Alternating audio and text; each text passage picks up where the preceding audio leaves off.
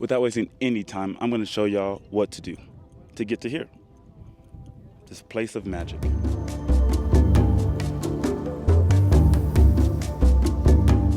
First, you have to travel by bus if you want to go by the cheapest way, even though the cheapest way would be if you walk to the bus station. The bus station you need to go to is the North Central. It's a large bus station with a lot of different buses there. That's the one you need to go to. I chose to take public transport. I know it's not the cheapest, because like I said, cheapest is walking. But for 5 pesos for a whole bus ride to get there, you can't beat it. So once you get there, you want to go down to gate number 8. It's going to be all the way on the left-hand side.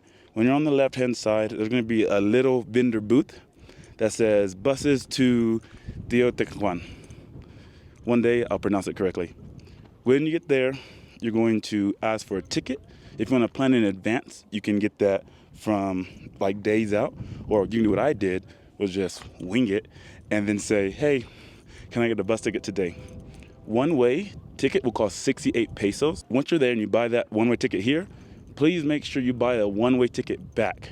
That one also does cost 68 pesos. So for a total of 136 pesos, you can come here, and the entrance fee here is 95 pesos. And that's it. That's how you travel here cheap. I think I got here for under, well, I'm here, right? I'm here for under $20 compared to a air balloon ride that my hostel was providing me.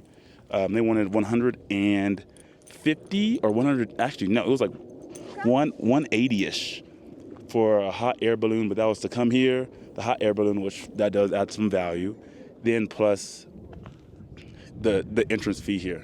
So I think it's better because I like to walk and there's no time frame. If I would have took the hostel, I would have maybe had to walk this whole thing in like an hour, and it took me like 2 hours to walk this full thing.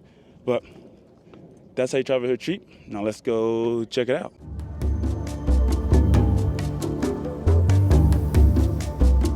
As you see, this is like a super steep climb up. Like you have to it's like my body height. But I am out of breath, guys. The elevation plus all the walking just wins you so bad. But these stairs are super high, they're super tall. People actually have trouble getting up here, and there's no handicap access to get up here. So that is very unfortunate for disabled people. But if you are able, you can walk up here and then look at the views from here. I don't know the elevation gain and how short of a span this is, but it is kind of tall.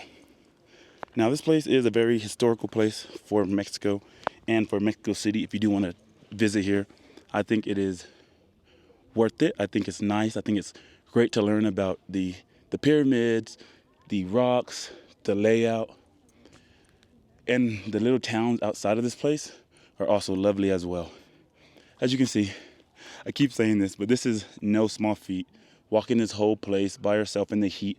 I think it's right now like 32 degrees Celsius. Now for my American friends, that's this in Fahrenheit, but it is piping hot out here. But the wind does help. But let's check out some more places.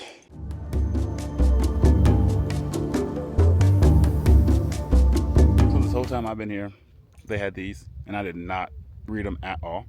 But if I want to know how to pronounce it, you just got to sound out the words, right? It's not that hard. Teotihuacan. Teotihuacan is how you pronounce this place. And this part, where we're at right here, is the Citadel. It was the administrative nerve of the city of Teotihuacan. From here, a broad avenue runs out to the east direction. That's going that way. It divides the city into 4 sectors related to the cosmos as viewed in the Teotihuacan mind.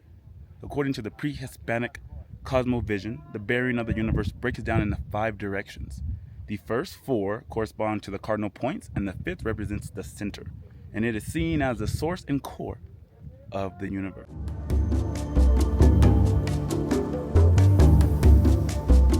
So we are now at the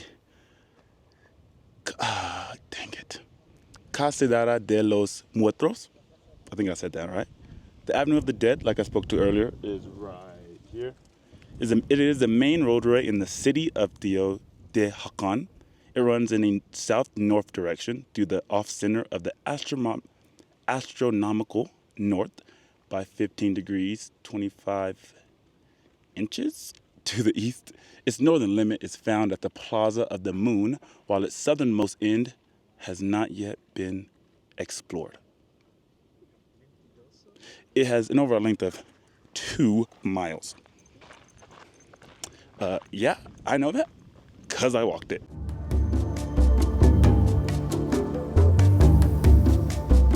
As you see, this place is nothing but stairs, stairs, and more stairs, which is really kind of dangerous because they're not like made by today's safety standards. They're just various widths, various heights in that same row because it's just used by rocks. It's not like, finished nice. And low-key, one wrong fall, and you're gonna tumble. So please be careful.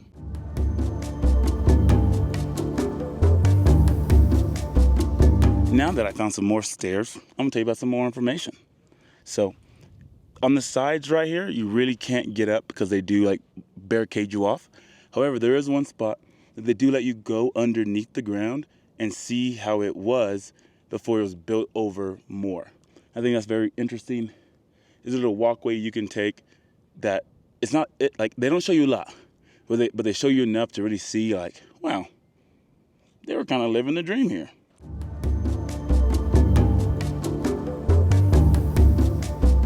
Next set of stairs, next set of things. As you can see, the stairs are literally taller than me. And like I was saying earlier, they're not that well placed. And you can really breathe. But the bad news is, right, going back to the safety guidelines, is there's no handrails. Like none at all. So I've seen people from the short time that I've been here literally climb on their hands, knees, and feet just to get up some of these stairs. Because the last thing you want to do is fall down and hurt yourself. So your goal is to be as careful as possible.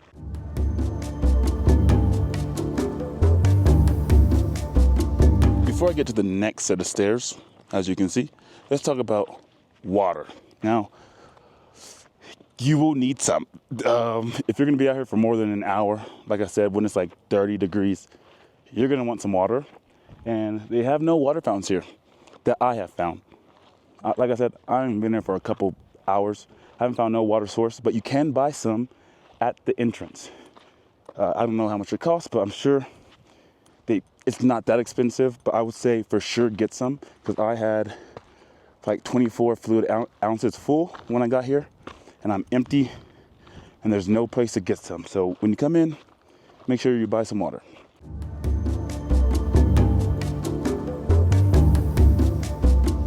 As you can see, the terrain is not flat at all. There's a bunch of rocks there. There's loose gravel. You can easily slip. You can easily trip over and fall if you are not paying attention to where you're going. So just a quick tip, make sure that when you're walking, you're looking down because it would suck to just trip on a rock and then you ruin the rest of your visit. Ugh, that must suck.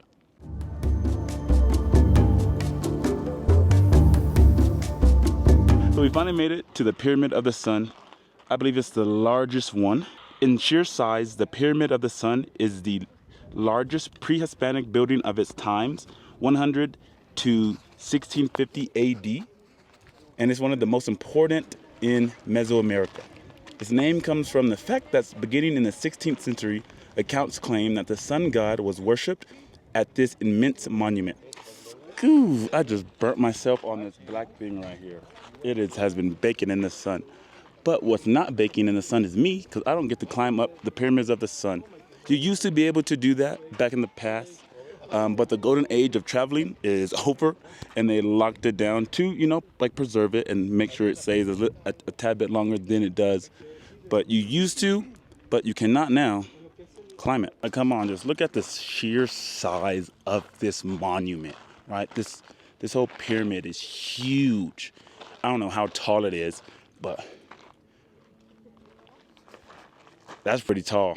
speaking of some tall stuff once again, the stairs. The stairs are just tall here, and I feel like I keep saying it, but there's a lot of stairs, a lot of elevation changes. It goes up, then it goes down, and it goes up, and then it goes down. Whoo-wee. These stairs, man. These stairs. Big. But the stairs, if you take them, you get a better view of the pyramid. Now let's walk our way towards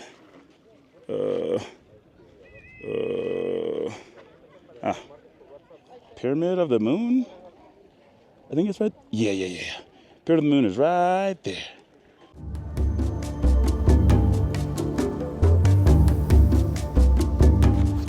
Now on the way to the Pyramid of the Moon, you can see there's a lot of vendors here. They sell, I think, fairly priced souvenirs. I think they're pretty authentic. All the people who do live out in this area, which is outside of the town, outside of the major capital of Mexico. And they just sell them, for honest living. Some can go as low as 20 pesos, some can go as high as 500, but the average is really great. So if you want a souvenir, there's plenty of them. And if you kind of don't like the price of one or you want something different, you can just go find another vendor with maybe higher quality souvenirs or a cheaper price.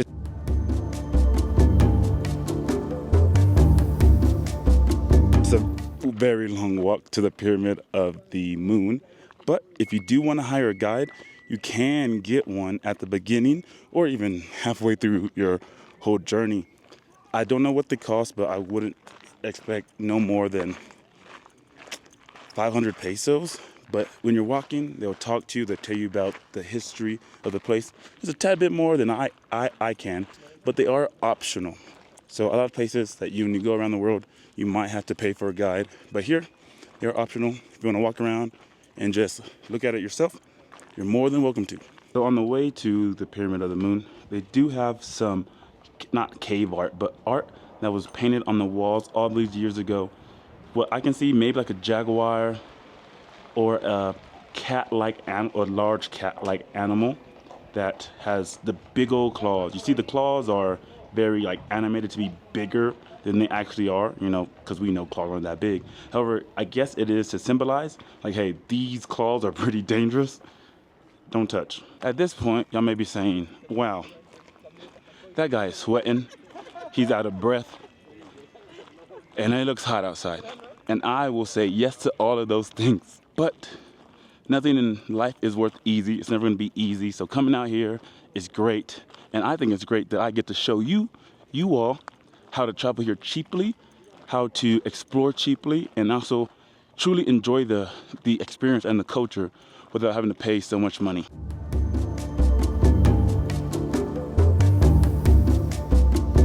Finally made it to Pyramid of the Moon, and it truly is just as large as the Pyramid of the Sun. And once again, you used to climb up, right? Back in the golden age of traveling, they let you do kind of whatever you wanted. But now, since they do want to preserve it, and I think that they should, they do stop letting you climb it. But that doesn't not stop the beauty or the Pyramid of the Moon.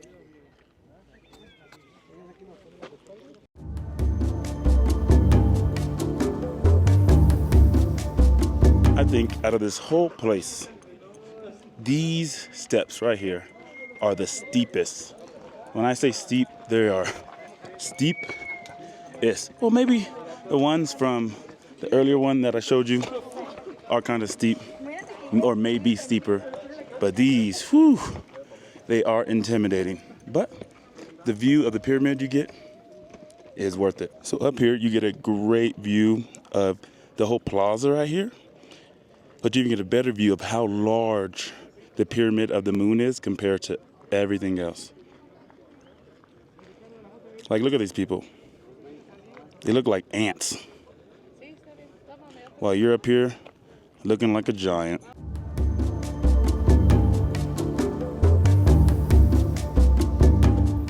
This is another part to where you do get to go into the little sections that they do court you off, that you do get to look at, just a better glimpse and just to look at how did these people that were pre-even Mexico live. We are greeted with shade, and some more views to see.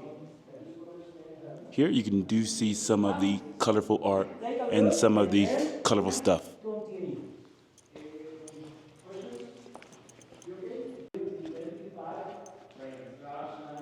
You do get to see how large and how like tall these walls are. Can you imagine putting up walls like this without like, I don't know, like modern day equipment? I can't because it is large.